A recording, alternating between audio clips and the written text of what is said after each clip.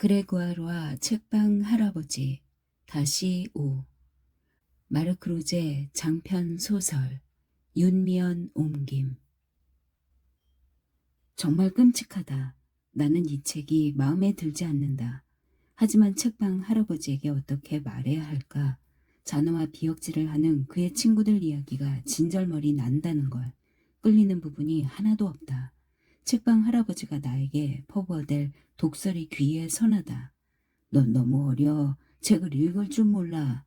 각장마다 경이로운 그 자체야. 엄청나게 훌륭해. 프랑스 문학 가운데 최고로 꼽히는 작품들 중에서도 가장 뛰어난 작품이라고. 진정하세요, 피키 씨. 우리 얘기를 좀 해봐요. 제가 이걸 읽는다고 가정하고 이 책이 어떤 점에서 알리 에노르와 관계가 있는지 설명해 주시겠어요? 한두 군데가 아니야. 노인이 쐐기를 박는다. 텍스트의 수준과 듣는 귀의 수준, 어떤 것을 읽는가, 누구에게 읽어줘야 하는가. 저는 항상 피케 씨의 질문들을 혼자 되묻곤해요. 저는 피케 씨의 가르침을 명심하고 따랐어요. 소설의 행위가 옛 수도원에서 일어난다는 사실 말고는. 이 소설을 읽어 알리 에너르를 성가시게 만드는 게 도대체 무슨 이득이 있는지는 저도 모르겠어요. 우리가 선택한 책이 오로지 우리 자신의 즐거움만을 만족시켜서는 안 되는 거잖아요. 즐거움은 공유되어야 하는 거잖아요. 장래 기적은 꼭대기예요. 차라리 그것보다는 골짜기를 읽는 게 좋다고 생각해요. 책방 할아버지는 한마디 대꾸도 없다. 그저 내 말에 귀를 기울인다. 그리고 마음속으로 몹시 기뻐한다. 할아버지, 우리 이렇게 하기로 해요. 저는 할아버지를 위해 300km를 걷겠어요. 그리고 걸으면서 할아버지께 모든 걸 상세하게 알려드릴게요. 하지만 그곳에 도착하면 제가 원하는 걸 읽겠어요? 그래, 그래. 좋다. 그래도 내가 어떤 책을 선택했는지 알 수는 있겠지? 그는 불안스레 내게 묻는다. 주도권을 잡은 나는 그 기분을 만끽한다. 그는 내가 어떤 책을 선택할지 짐작조차 하지 못할 거다. 그가 계속 조급하도록 뜸을 들인다. 그리고 나서 마침내 자기 확신으로 가득한 자의 거만한 태도로 말한다. 조지 알 마틴의 얼음과 불의 노래요. 책방 할아버지는 전혀 감흥을 느끼지 못한다. 한 번씩 돌아가면서 관심 없는 책과 맞닥뜨리기. 나는 전 세계를 열광의 도가니로 몰아넣은 텔레비전 시리즈에 대해서는 말을 아낀다. 얼음과 불의 노래를 그저 문학 작품으로만 보이기 위해서다. 그리고 나는 한 권의 골짜기는 골짜기들의 세계에 속해 있어야 한다고 장황하게 떠들어댄다. 더 정확히 말하자면 공포를 불러 일으키는 작품이며 서사적이고 사실주의적인 동시에 환상적인 작품이라고 더 말해 무엇하랴. 나는 알리에노르가 죽고 300년이 지난 뒤 영국에서 일어난 어떤 사건에 영감을 받아 쓴 마틴의 이야기들을 듣는 그녀를 떠올린다. 그녀는 그 이야기에 열광할 것이다. 예루살렘으로 가는 길 위에서 그녀 자신이 겪은 고난을 상기시키는 이야기 속 발리리아 땅으로 향하는 대목들을 들을 때는 그녀의 귀가 떨릴 것이다. 알리에노르도 좋아할 거예요. 피켓이 저를 믿으셔도 돼요. 피켓이의 특별한 여인은 여왕 대접을 받을 거예요. 낭독 기사인 제가 보장해요. 얼음과 불의 노래는 분명히 그녀 마음에 들 거예요. 나는 장난으로 기사처럼 바닥에 무릎을 꿇고 머리를 숙인다. 책방 할아버지는 나에게 설득당했음을 시인한다. 그러려무나 이 날강도 같은 녀석아. 내가 돌아오면 그때 너의 20살 생일 파티를 열자꾸나. 우리는 숙연한 눈길을 주고받는다. 그러나 두 사람 중 누구도 말을 덧붙이고 싶어 하지 않고 그저 서로에게 한쪽 눈을 질끈 감으며 윙크한다. 나무는 그가 마침내 나에게 말한다. 쓰러졌을 때 비로소 하늘을 발견하지. 내가 전에 보주 산맥에서 나무꾼 한 사람을 만났는데 그 나무꾼은 그것을 통나무의 깨달음이라고 부르더구나. 책방 할아버지는 과대망상증 환자다. 하지만 정당하게 평가하자면 피케 씨는 우리를 꿈꾸게 한다. 전투준비, 디알리카, 제레미 박사, 원장, 간호조무사들, 간병인들, 수리국화는 대단히 의욕적으로 변했다. 이건 더 이상 쉬쉬할 비밀이 아니다. 피케 씨는 곧 우리 곁을 떠날 것이다. 그는 이미 예상하고 자신이 원하는 바를 분명하게 문서로 작성해 놓았다. 입원은 하지 않는다. 응급처치도 하지 않는다. 오늘날 연명치료라고 불리는 무의미한 치료도 거부한다. 가능한 한 불안이나 고통 없이 편안한 상태에서 마지막을 맞이할 수 있게 해주기를 바란다. 하지만 그 일은 대부분 한밤중에 일어난다. 그리고 불행하게도 시간을 오래 끌 수도 있다. 나는 휴가 기간에 길을 떠나기로 합의를 봤다. 마송 부인은 까탈스럽게 굴지 않는다. 그녀는 오히려 이게 수레국화에 활력을 불어넣어줄 매력적인 발상이라고 생각한다. 그녀의 표현 그대로다. 하지만 그렇게 말하면서도 나에게 출장비나 여행 경비 같은 걸 지급하겠다는 말은 입도 뻥끗하지 않는다. 이건 비공식적인 일이다. 하지만 내가 폰트브로까지 도달하는 데 걸리는 열흘 동안의 경비를 피케시가 전부 부담한다는 사실은 모두 알고 있다. 그는 모든 것을 계획했다. 나는 책 읽는 사람에게 글을 대신해 걷는 사람, 그의 근육과 힘줄을 대신하는 사람이 된다. 어마어마한 일이다. 1분, 내가 얼마만큼 갔는지 알고 싶다.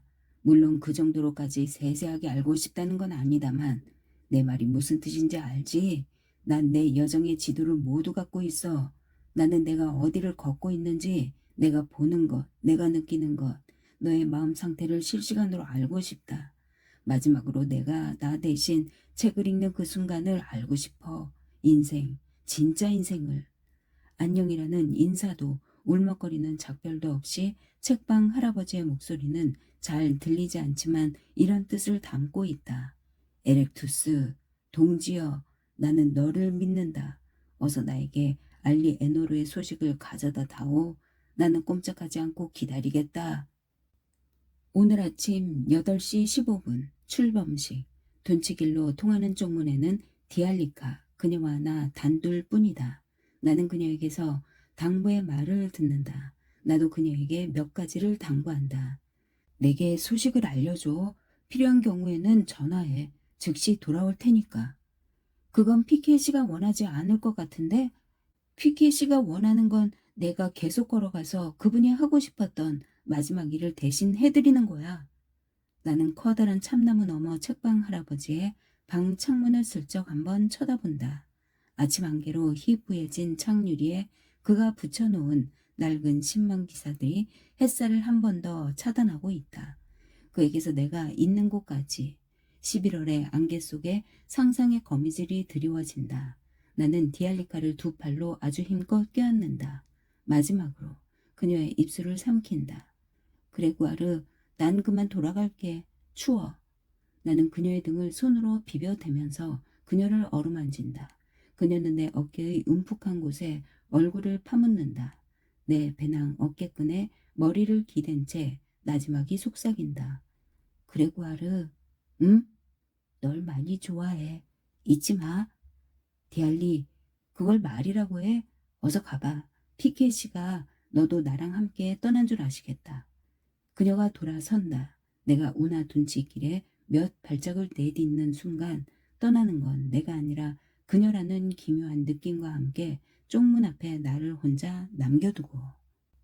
평소 나의 생활 반경에서 벗어나는 건 이번이 처음이다. 운하와 역 주변, 엄마가 허덕이며 살고 있는 2층 집, 중학교, 고등학교, 마을 주변의 공원들, 수레국화, 대략 5, 6제곱킬로미터의 공간, 올챙이는 막을 찍고 세상으로 나온다. 계속 그런 식으로 살다가는 결국 비렁뱅이가 되고 말 거야. 엄마는 그런 말로 나의 출장을 승인했다. 여행 경비는 가로 3m, 세로 2.5m의 좁아 터진 방에서 말년을 보내고 있는 한 노인이 다 지불했다. 매정한 것 같지만 나는 춤을 춘다. 창피하지도 않다. 길은 미끄럽다. 나는 조심한다. 이러다 물속에 빠지면 한심한 일일 것이다. 나는 그가 거듭 일러준 대로 배낭을 꾸렸다. 최대한 가볍게. 사람들은 항상 불필요한 짐을 잔뜩 짊어지고 출발하지. 나는 비가 쏟아질 경우를 대비해 배낭 안에 커다란 비닐봉투를 넣은 뒤 그 안에다 물건들을 차곡차곡 챙겨 넣었다. 1kg짜리 소형 텐트, 침낭, 우비, 책모자, 플리스 재킷, 물 한 병, 요깃거리 약간, 칼, 라이터, 숟가락, 칫솔, 물비누, 경미한 상처 정도를 치료할 자질구레한 구급약품, 그리고 스마트폰의 램프, 나침반, GPS 기능이 있다. 아, 깜빡했다. 제일 무게가 많이 나가는 것, 바로 책이다. 책방 할아버지 친구를 위한 얼음과 불의 노래 900조. 나는 그 책 내용을 훤히 꿰고 있기 때문에 다른 책을 한 권 더 챙겨 넣었다. 피케시가 입이 마르게 찬사를 퍼붓지 않았더라면 전혀 알지 못했을 칠레 작가 파블로 네루다의 20편의 사랑의 시와 한 편의 절망의 노래. 도보 여행을 하는 동안 읽을 생각으로, 그리고 저녁마다 디알리카에게 전화로 낭독해 줄 수도 있겠다 싶어 이 책을 골랐다. 피키시는 항상 메모를 하고 수첩에 기록하라는 조언을 다시 한번 잊지 않았다. 그의 말을 거스르고 싶진 않지만 그래도 나는 휴대전화에 메모하는 게 훨씬 더 편하다. 걸으면서 손가락으로 두드려 메모하고 원할 때 전송하면 디알리카가 그걸 피키에시에게 전해준다. 괜히 문장을 멋지게 쓰려고 애쓰지 마. 그는 전보문 형식으로 메모하는 법을 설명하면서 그렇게 당부했다. 도대체 무슨 소리를 하시는 건지? 나는 늘 거의 기호 수준으로 줄이고 줄여서 문자 메시지를 보내는데. 그는 끈질기게 강조한다. 어떤 이미지나 상황, 어떤 만남을 묘사하고자 할 때 단 한 단어만으로도 그걸 충분히 표현할 수 있어. 이곳에 돌아와서 혹여 여행에 관한 문장들을 멋지게 꾸미고 싶어지더라도 걱정할 것 없어. 그 단어 하나가 당시의 상황이나 분위기를 떠올려 줄 테니까. 그는 벌써 노인들의 나라에 간 탱탱 이야기를 쓰고 있는 나를 보고 읽기라도 하듯이 말한다. 나는 속으로 키득거린다. 축척에 연결지어 말하자면 1대1 비율은 존재하지 않아. 지도가 실제 땅이 아니듯이 메모가 여행 그 자체가 될 순 없어. 국립지리연구소에서 나온 탑 25 도보 여행 지도들을 보면 말이다. 종이 위에 실제 땅 덩어리를 2만 5천 분의 1로 줄여놓은 그 비율이 나는 아주 좋아. 기호, 그림 글자, 색깔들을 가지고서 이를테면 여기에 샘, 저기에 잡목님, 포도밭, 농지 또는 숲 등이 있다는 걸 표현해. 하지만 주의해. 그곳에 가파른 오르막이나 내리막이 있으니까. 그걸 원하는 건 바로 인간이야. 현실 세계를 표현하려는 우리 인간들의 욕구는 아주 절실하지. 더구나 글쓰기를 향한 욕구는 더 말할 필요도 없어. 예를 들어 내가 쥐 한 마리를 보았다고 하자. 너는 노트에다 쥐 한 마리라고 메모를 해. 그리고 나중에 아마도 너는 거기 살을 붙여나가겠지. 우나의 제방에서 털에 윤기가 흐르는 쥐 한 마리가 종종 걸음으로 지나가고 있다. 나는 그 쥐를 보았다. 하지만 쥐는 내가 보고 있다는 걸 모른다. 모든 게 순조롭다. 그리고 마찬가지로 너는 자신의 모습을 숨긴 채 모든 걸 보고 싶은 너의 욕망을 표현할 거야. 더 멀리 우두머리 외가리가 자신의 영역에서 선회하며 무엇 하나 놓치지 않는 세관원처럼 날카로운 눈으로 너를 관찰하고 있지. 너는 내가 아무도 모르게 그곳을 지나가고 있다고 생각해. 하지만 착각하지 마. 넌 누군가의 감시를 받고 있어. 너의 존재 자체는 누가 누구를 잡아먹느냐 하는 먹이사슬의 위기에 따라 누군가에게 필연적으로 불안이나 갈망을 불러일으켜. 그렇다고 겁먹지는 마. 너는 남아메리카의 정글이 아니라 프랑스에 있으니까. 베리 운하는 오리노코 강까지 어마어마하게 떨어져 있어. 여하튼 기생충들을 조심해. 숲속의 참 진드기는 아주 위험하단다. 나는 진저리가 나서 휴대전화를 꺼버린다. 그의 말에 계속 장단을 맞춰주다가는 문자 메시지 보내는 방법까지 가르쳐 주려들지도 모른다. 자, 나는 그가 이 도곡길을 좋아하도록 한껏 폼을 잡는다. 0km 굿모닝 사진. 지금 막 출발. 안개 위로 높이 걸린 달. 영상 11도. 약국의 초록색 디지털 십자가. 평화로운 오리들. 화창한 날씨 예상. 매복 중인 태양. 숲 우둔지 갈가마기 시끌시끌. 플라타노스들에서 물방울 떨어짐. 비탈, 쥐, 피켓이 전 사진을 현상할 돈이 없어요. 넥스트 타임, 깔깔 웃는 이모티콘, 쥐. 디알리카는 곧바로 답장을 보내온다. 내 옆에 피키에 씨가 칭찬함. 좋은 여행길 되길. 곳곳에 키스를. 내 사랑 디. 그리고 몇 미터를 지나자 마치 어떤 구체적인 경계를 지나온 것처럼 불현듯 이런 생각이 든다. 중심이 있다. 샘이 있다. 나는 그 샘을 향해 걷는다. 그리고 걸음을 옮길 때마다 내 몸은 보고 만지고 듣고 호흡하고 맛보는 것들에 의해 점점 더 불어난다. 우량계의 깔때기로 비의 양을 측정하듯 단어들로 내 경험을 측정하기. 피키에 씨가 옳았다. 나는 모든 것을 메모한다. 도시의 소음, 점점 약해짐, 마지막 공기 조화기, 첫 낚시꾼, 꼼짝하지 않는 형광색 병막에 오렌지, 정찰하는 외가리, 축축한 땅, 기름진 전날 비, 가을은 선뜻 다가오지 않는다. 나 역시 찾는다. 외가리, 최대 30m까지는 다가가도 가만히 있는다. 날개짓, 날아간다. 울어댄다. 나에게 알린다. 정서 쪽, 앱 확인, 터널, 푸르름, 흩뿌려진 황금빛, 나뭇잎, 렌즈콩, 색깔, 연두색, 남다, 맥주병, 음료수 캔, 콜라, 공, 산더미 같은 플라스틱과 삭정이, 몸이 따뜻해진다. 몸이 걷는다. 피켓이 당신이 웃으며 말하는 모습이 선하다. 이제부터는 시간이 아니라 거리를 재라. 킬로미터 6, 7, 8, 9, 10, 11. 세 번째 낚시꾼. 뭘 잡으시는 거예요? 이것저것. 튀김용 작은 생선, 곤들매기, 농어. 하지만 그것들이 걸려들어줘야지. 나의 첫 번째 사진 첨부 메시지. 규칙대로 위치 설정된 나의 피크닉 사진, 날짜, 시간과 장소, 그레고아르 하트 3개와 스마일 이모티콘. 피케 씨, 그레고아르의 피크닉 사진 좀 보세요. 11km를 걸었어요. 피케 씨는 자신의 침대 머리맡 탁자 쪽으로 힘겹게 손을 뻗어 안경을 찾는다. 디알리카, 미안하지만 내 안경 못 봤니? 할아버지 코 위에 얹혀 있잖아요. 디알리카는 스마트폰 화면을 노인이 볼 수 있게 바짝 가져간다. 그는 아무것도 보이지 않으면서도 보이는 척 끈질기게 연기를 한다. 그에게 셀카를 찍어 보내라고 해. 진담이세요? 그럼 농담하는 것처럼 보이냐? 그런 뜻이 아니고요. 그럼 우리도 셀카 한 장 찍어서 그레고아르한테 보낼까요? 그는 아무래도 상관없다는 손짓을 한다. 그는 그저 따른다. 나는 바보 같은 얼굴을 한 두 사람의 사진을 받는다. 그리고 즉시 답장한다. 디야, 제발 문자만. 셀카는 노. 너무 못생겨 보임. 쥐. 나는 짧게 끝맺는다. 그리고 내 발걸음의 리듬과 배낭끈이 마찰하면서 반복적으로 내는 소리에 다시 빠져든다. 어느 마을의 광장 벤치에 앉는다. 네모진 용기에 담긴 뜨끈한 채소 국수를 기분 좋게 배불리 먹고 나서 다시 출발한다. 내 몸이 다시 제 할 일을 하는 소리를 듣는다. 한 발 또 한 발 지는 애 나의 피로를 보탠다. 벌써 야영지를 찾아야 할 시간이다.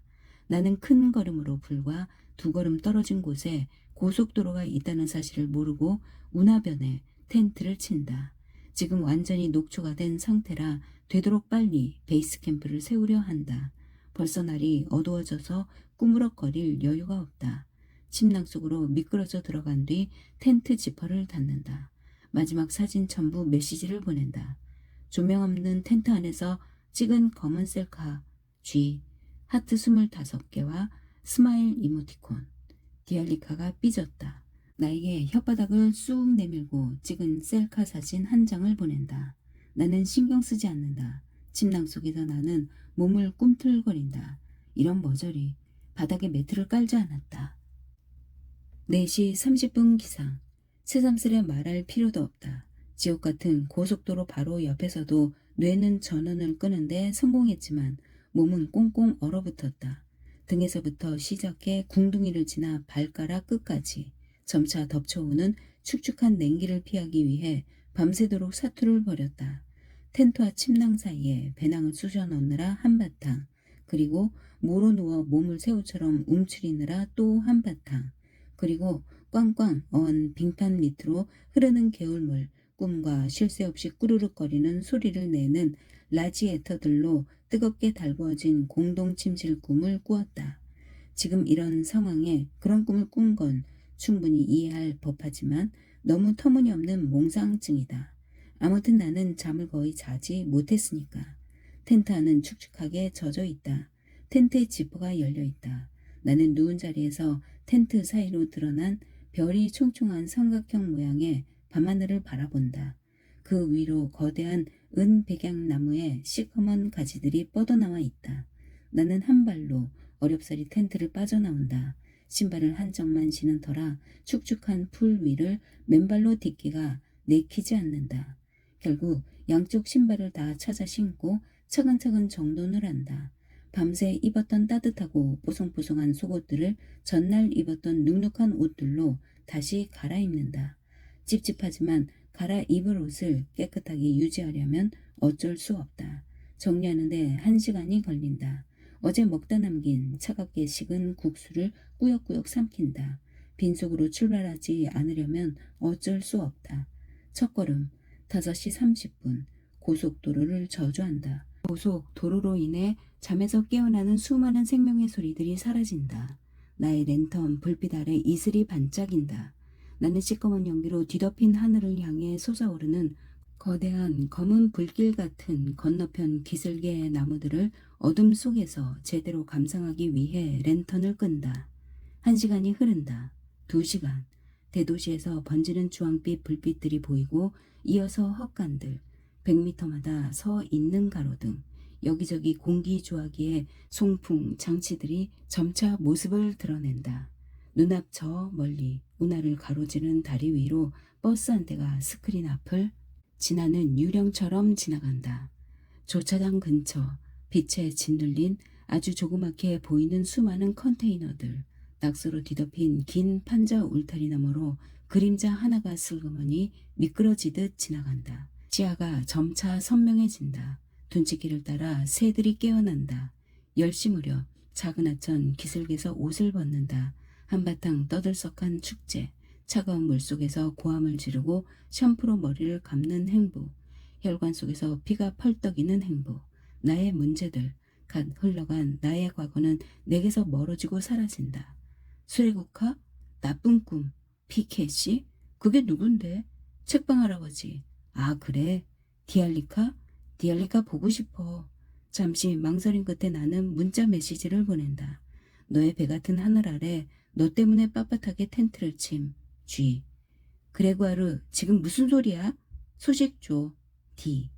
강사진과 GPS 세부 정보. PK씨는 잘 지내심? G. 그의 기분 아주 보통. 널 향한 나의 마음 최상. D. 이런 소식들이 나에게 완전히 비현실적으로 느껴져서 기껏해야 미적지근하게 다가올 뿐이다. 이 기분을 어떻게 더 잘 표현할 수 있을까? 멀어진다는 건 멍하게 취하는 것이다. 칡백 나무들을 지붕 삼아 몇 시간 선잠을 잔 후 아침 일찍 빠져나옴. 내 침낭을 가로지르는 기다란 은빛 흔적. 나는 달팽이가 지나가는 소리를 듣지 못하고 잠을 잤다. 몸은 꽁꽁 얼어붙었다. 곳곳에 안개가 퍼져 있다. 삶이 그저 환영에 지나지 않을 것 같은 마을이 어슴푸레 보인다. 밤이 지속되는 동안 움직이는 것은 아무것도 없다. 가로등 전구만이 금방이라도 터질 것처럼 지글거리는 소리를 내고 있다. 상점들은 모두 문을 닫았는데 셔터를 내린 약국, 진열창 바로 앞에 놀랍게도 노상 정육점이 신기루처럼 환하게 빛을 발하고 있다. 정육점 주인은 진열대 정리를 끝마쳤다. 나는 휘황찬란하게 빛나는 그의 보석 상자로 다가간다. 그리고 부들부들 떨면서 침을 흘린다. 내 눈 아래 소시지 목걸이들과 간으로 만든 파테 단지 위에서 반짝이는 냉육들. 저 바싹 구운 돼지고기 한 덩어리만 주세요. 2.2 유로요. 나는 안개를 어마어마하게 삼키면서 내 몫의 비계를 개눈 감추듯 먹어치운다. 더 이상 하천은 보이지 않는다. 운하도 없다. 사라졌다. 그 대신 철로와 나란히 이어지는 국도가 있다. 바지선들이 다니던 옛 시절의 유일한 증인들. 세월과 벌레로 인해 완전히 폐가가 되어버린 숨은 관리인의 집. 창유리가 깨져 바람에 널브러지는 커튼. 날이 밝으려면 아직 멀었다. 랜턴 불빛을 앞세운 채 나는 사진을 찍으면서 둘러본다. 탁자 하나, 부통, 원예 도구들, 요람, 흔들 목마 같은 것들로 너저분한 아래층. 나는 조심스레 위층으로 향하는 계단을 올라간다. 바닥에는 신문들, 잡지들, 한창 꿈을 꾸다 깨어나 그게 어떤 꿈이었는지 기억해 내려고 애쓰는 것 같은 기분. 1986년 12월 5일 금요일자. 르 피가로 일면의 제목들. 모노리, 학생들 막다른 골목. 대재앙에 직면한 12개국. 남아프리카 발뺌 많은 보타. 1986년 11월 8일자. 르 피가로 마담. 표지에는 이자벨 아자니. 나는 요란하게 휴대전화 자판을 두드린다. 사진 첨부 메시지. 그가 좋아하는 여배우 이자벨 아자니. G. 문자 메시지. 아 정말 난 내가 죽은 줄 알았어. 이자벨 아자니? 아주 멋져. 라고 피키의 할아버지가 말함. D.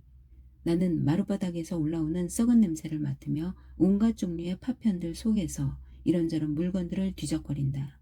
허물어진 선반들, 녹이 잔뜩 쓴 작은 너트들과 볼트들을 담은 병들, 어떤 것들은 비어있고 어떤 것들은 가득 들어있는 아스피린 수십 통과 소염제 통들, 그리고 순식간에 지나가는 희뿌연 햇살에 창문을 그림 액자처럼 만드는 가을 햇살에 붉게 물든 담쟁이, 그 담쟁이들의 불타오르는 붉은색이 강렬한 조명처럼 내리 비추는 산더미 같은 비둘기똥과 쥐똥 무더기들. 걷기 시작하는 그 순간부터 너는 더 이상 평범한 삶을 살아가는 존재가 아니다. 너는 공간과 시간 속에서 자기 삶의 지표가 된다. 그리고 의식하지도 못한 채 과거는 멀어질 뿐이고 미래는 다가올 뿐인 배경 속에서 가장 순수한 현재에 다다른다. 정신과 육체의 덧없는 동맹 속에서 절대적인 현재에 너는 더 이상 멈출 수 없다. 너를 짓누르는 피로는 동시에 너에게 기쁨을 안겨준다. 숱한 근육통도 기꺼이 감내할 만한 기쁨을. 하루가 저물어갈 때의 그 감미로움, 들판 위 저 높은 상층 구름들, 새털 구름들, 그리고 지평선 위에 시커먼 나무들에까지 붉은 색조를 들이우는 비행운들. 아주 가까운 마을. 몸은 지쳤지만 행복하게 끝날이라는 약속. 그런 것들이 너로 하여금 혼자서 크게 소리내어 말하고 노래하게 하고 박자를 맞춰가며 낭독하게 하고 치마밭들 가운데에서 무거운 발걸음을 날려버리게 한다. 너는 파밭, 잿빛의 작은 멜론밭, 썩어 뭉클어진 수박밭을 지나간다. 그 밭들 위에서 해가 사라져간다. 양배추, 근대, 샐러리, 회향, 양상추들이 밤에 빠져든다. 너는 하루해의 마지막 저항을 더욱 선명하게 하는 목소리로 어느 온실 앞에서 여자 일꾼들 무리에게 인사를 건넨다. 그들은 각자 자기 집으로 가져갈 자기 몫의 채소들을 담은 작은 고리 바구니를 배 위에 하나씩 껴안고 있다. 너의 고독이 커져간다. 너의 목소리가 말을 더듬는다. 뒤죽박죽으로. 길이, 걸음을, 주술적인, 정돈한다, 변경한다, 끼워 넣는다. 농경지 한복판에서 구슬 텍스트 낭송. 어둠이 승리를 부르짖는다. 너의 문장은 준비되었다. 이 주술적인 길이 내가 마지막 남은 길을 걸어갈 수 있도록 도와줄까? 너는 박자를 맞춰 읽는다. 한 번, 두 번, 후전적으로. 너는 박자를 샌다. 이 주술적인 길이 내가 마지막 남은 8박자. 길을 걸어갈 수 있도록 도와줄까? 8박자. 8음절. 시계처럼 정확한 젖산 때문에 생긴 근육통을 사라지게 하는 놀라운 최면 효과. 너는 흥분한다. 별들에게 말을 건다. 책방 할아버지에게 말을 놓는다. 아, 피키에, 난 지금 바로 당신한테 말하는 거야. 나의 주술적인 길이 당신이 마지막 남은 길을 걸어갈 수 있도록 도와줄까? 10번, 20번 마을에 도착해 만나는 첫 집들이 나의 입을 다물게 할 때까지 나는 믿을 수 없을 만큼 운이 좋다. 문을 연 술집이 있다. 오늘 밤 버려진 주유소의 포석 위에서 몸을 웅크린 채 나는 내가 물을 충분히 마시지 않았다고 중얼거린다. 그러고는 내 몸 안에서 물을 듬뿍 머금고 반짝반짝 빛을 발하는 잎이 무성한 나무의 이미지를 그리면서 물 1리터를 단숨에 벌컥벌컥 들이킨다. 너무 추워서 쉬이 잠들지 못하고 아까 레스토랑에서 내 옆에 앉아있던 그 커플을 다시 떠올린다. 7살 먹은 장준혜처럼 예쁘장하고 머리를 빡빡 민 유년을 벗어난 소년을 데리고 있던 그들. 테이블 양쪽에 대각선으로 앉아 실시껄렁한 얘기들. 특히 그 아이가 할아버지 할머니 집에서 점심때 뭘 먹었는지에 관해 말하던 아버지와 어머니. 나는 내가 주문한 샐러드, 반 리터의 식초에 푹 절인 홍당무, 무, 양송이들을 삼키고 있었다. 아이는 나를 쳐다보지도 않고 일어나 테이블을 떠난다. 나는 아이에게 미소를 보낸다. 그 아이의 어머니가 왼쪽 눈은 그대로 두고 오른쪽 눈만으로 곁눈질을 하며 나를 봤다. 내일은 군밤을 먹을 거야. 나에게 직접 한 말이 아니었지만 고개를 약간 내 쪽으로 돌린 채였다. 그 사려 깊은 초대에 나는 감히 끼어든다. 시드르 부세하고 같이 먹으면 정말 맛있죠. 아니요. 여기서는 덜 익은 와인 음료랑 같이 먹어요. 3대째 포도 재배를 하고 있는 젊은 농장 주인처럼 반색을 하면서 그 말을 한 것은 남자다. 키는 작지만 몸집이 다부지고 잘생긴 그는 이렇게 대화가 시작된 것에 기뻐한다. 그런데 살이 빠져나올 정도로 뚱뚱한 여자는 깊은 생각에 잠긴 것처럼 보인다. 40살, 31살의 뇌졸중, 언어 능력과 보행 능력 상실, 회복 불가능, 당뇨병, 길랭 발해 증후군. 그녀는 자신의 천사를 위해 필사적으로 노력한다. 그녀의 배우자는 상냥하게 두 눈을 빛내면서 그녀의 말에 귀 기울인다. 나는 그들에게 수만 가지 질문을 하지만 그들은 내가 왜 걷고 있는 건지 알고 싶어 한다. 나는 대답하기를 주저한다. 음식점 안에 모든 사람들이 내 말을 듣는 걸 원치 않기 때문에 나는 목소리를 낮춘다. 저는 누군가를 위해 걷고 있어요. 요양원에서 죽어가고 있는 어떤 노신사를 위해서요. 놀라움을 조금 더 드러내지 않으면서 남자가 나에게 제안한다. 우리 집에 꼭 한번 들르세요. 그의 아내가 종이에다 삐뚤삐뚤 주소를 적는다. 나는 송아지 머리 요리를 다 먹었다. 그들은 아이스크림을 먹는다. 콜롬비아인인 주인 여자가 그들에게 식후주를 가져다 준다. 부인에게는 빨대를 꽂은 베일리스를. 그런데 기도로 잘못 넘어갔다. 사례가 들린 그녀는 숨이 막혀 캑캑대다 마신 것을 토한다. 자신의 블라우스에 반쯤 개어내고 나서 몸을 일으키고는 최선을 다해 애써 옷을 닦는다. 우유 섞인 커피색 얼룩이 커다랗게 번진다. 이런 일에 이골이 난 그녀의 배우자는 담담하게 그 모습을 바라본다. 자기 어머니가 겪는 공경들에 익숙한 아이는 입을 해 벌린 채 말없이 그 광경을 빤히 바라본다. 내가 말벌허리라는 이름의 허브티를 다 마실 때까지 우리는 계속 대화를 나눈다. 여자는 내 이야기에 완전히 푹 빠져 있다. 그런데 그가 죽으면 당신은 또 다른 누군가를 위해 다시 걸을 건가요? 나는 우람하게 자란 너도 밤나무와 떡갈나무 숲을 가로지른다. 이 장엄한 숲에서 책방 할아버지에게 경의를 표하며 라블레의 책을 읽어드리는 상상을 한다. 와, 나무들 좀 보세요. 제 사서에서 발췌한 부분이에요. 들어보세요. 영주님, 아무것도 두려워 마십시오. 이곳은 살을 앨 듯 꽁꽁 얼어붙은 바닷가입니다. 여기서 지난 겨울 초입에 아리스 마피행 사람들과 네펠리바트 사람들 사이에 대대적으로 잔혹한 전투가 벌어졌습니다. 그때 날이 얼마나 추웠던지 사람들이 말을 하면 그 말들이 허공에 꽁꽁 얼어붙었답니다. 정말 굉장하다. 식물들에게 책을 읽어줄 때 다른 어떤 장소에서 들어본 적 없는 울림이 내 목소리에서 울려 나오는 것이 느껴진다. 도무지 무슨 소린지 이해가 가지 않던 라블레의 표현들조차 온몸에 털이 쭈뼛서게 만든다.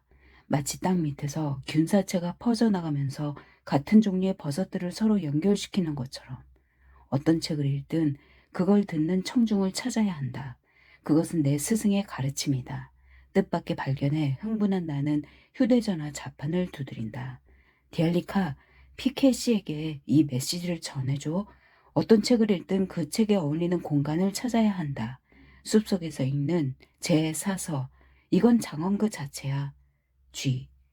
피케 씨는 매우 피곤한 상태지만 그런 생각을 한 것에 매우 기뻐하심. 너에게 강렬한 키스를 보낸다. 사랑스러운 바오바브 D.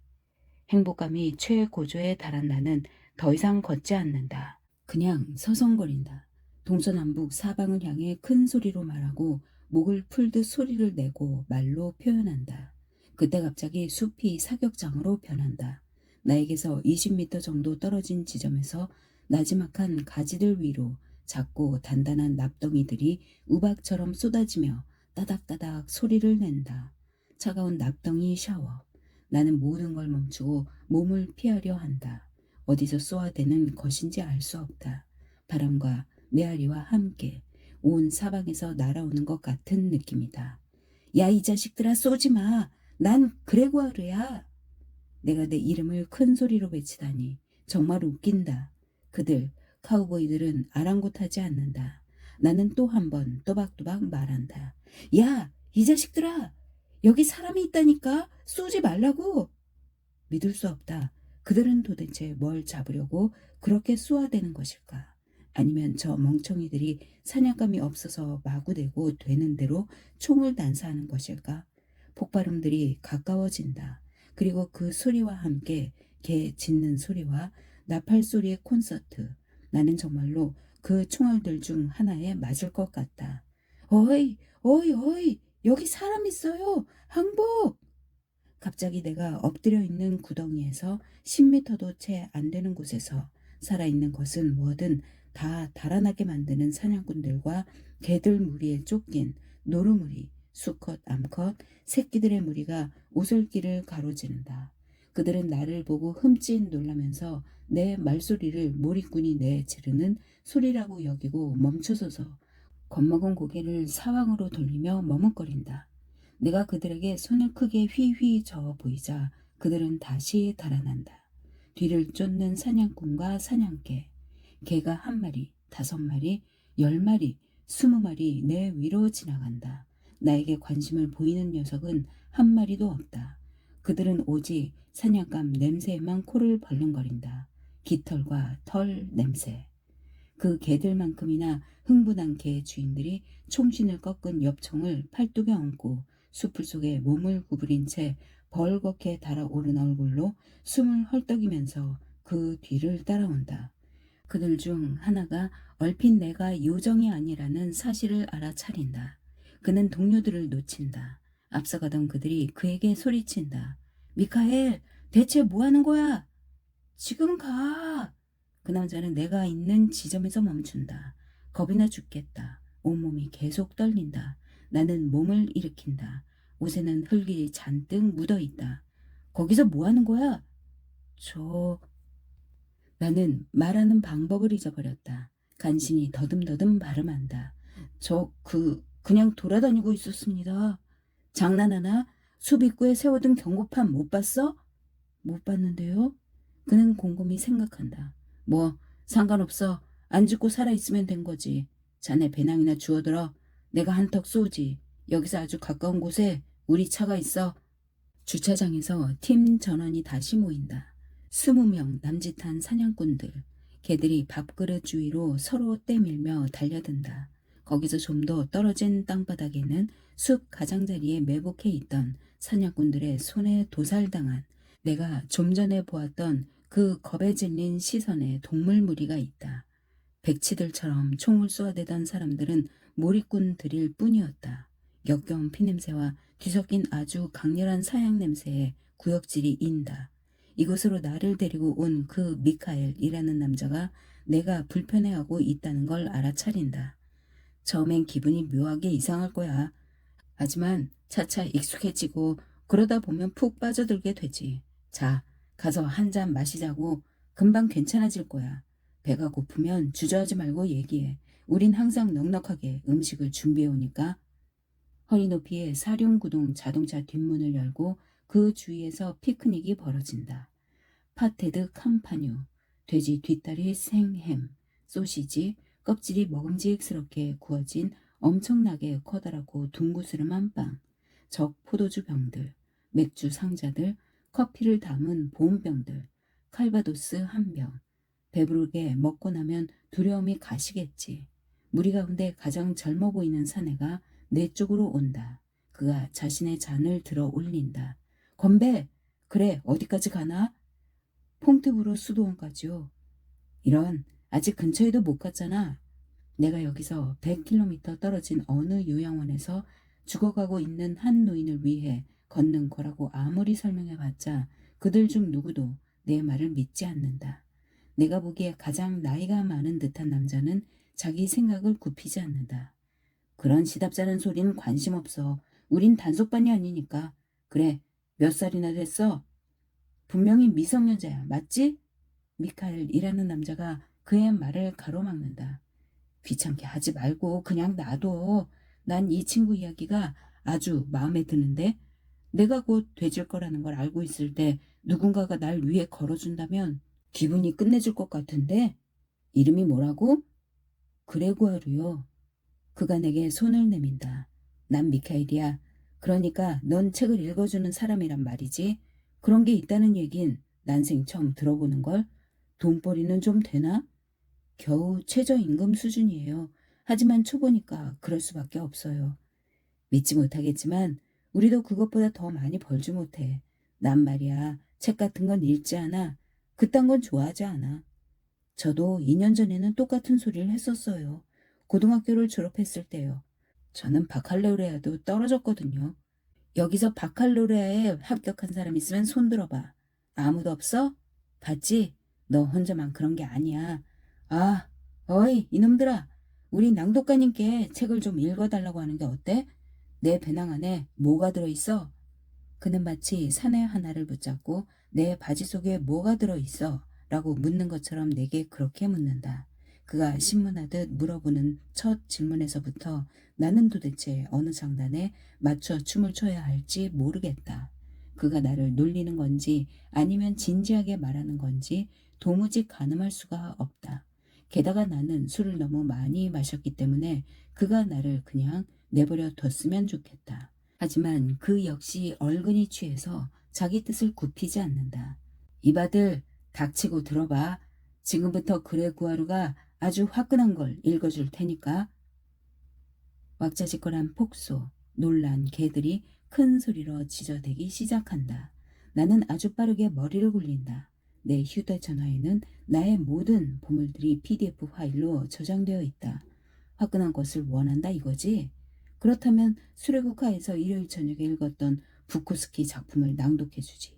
여기는 지옥. 몸이 따뜻해지게 칼바도스를 좀 마셨으면 하는데요. 목소리 좋을 것 같아서요. 여기서부터 나는 그들 마음에 들기 시작한다.